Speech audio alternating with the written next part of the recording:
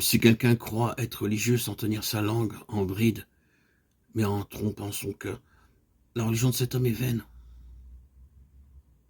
La religion pure et sans tache devant Dieu notre Père consiste à visiter les orphelins et les veuves dans leur affliction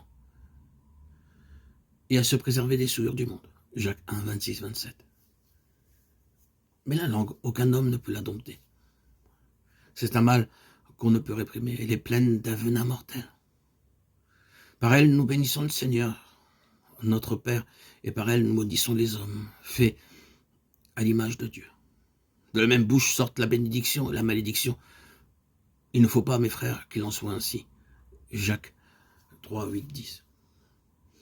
Ces deux passages nous révèlent qu'aucun homme ne peut dompter la langue. Cependant, Dieu peut sauver ce membre indomptable et le réfréner.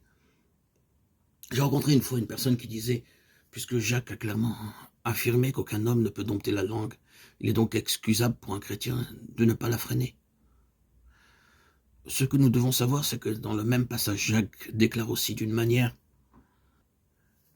catégorique, il ne faut pas qu'il en soit ainsi.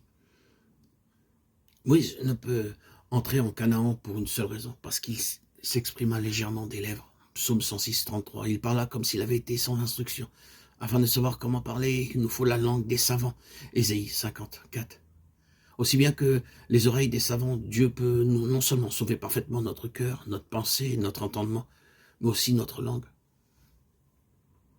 Si nous ne pouvons pas la gouverner, je répète que nous ne possédons pas un salut parfait. Dieu seul, oui, il peut sauver notre langue tout entière. Ceci n'est seulement possible. C'est aussi à notre portée. Ainsi donc, frères, nous ne sommes point redevables à la chair pour vivre selon la chair. Romains 8, 12. Ce verset nous dit que Dieu peut nous sauver des demandes naturelles de la chair et vaincre tout désir charnel. Ici, je voudrais mentionner particulièrement les trois tendances ou instincts fondamentaux de notre corps humain. La chair, qui est de se nourrir pour vivre, se reproduire pour perpétuer la race humaine, se protéger pour se préserver.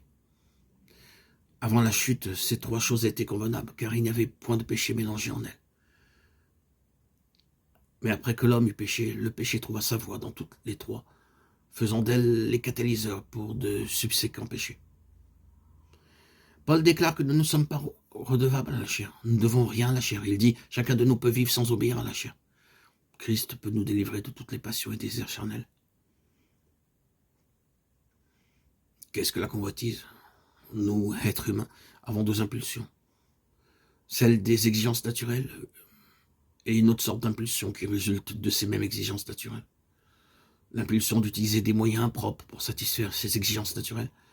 Cette seconde impulsion est ce qu'on appelle convoitise charnelle.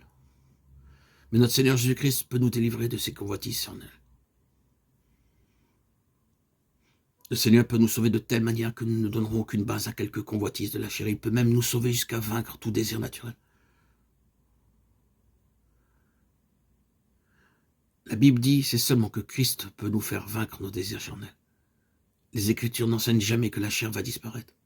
Elle affirme seulement que nous, croyants, nous ne sommes point redevables à la chair. En vérité, tout ce qui est dû doit être remboursé. Mais maintenant, nous ne devons rien, nous sommes donc capables de nous contrôler. Louons Dieu. Chantons et glorifions son précieux nom. Jésus-Christ. Yeshua, Melech HaMashiach, Fils de Dieu et Dieu. Dieu véritable. Dieu de la création qui a pris chair en Christ.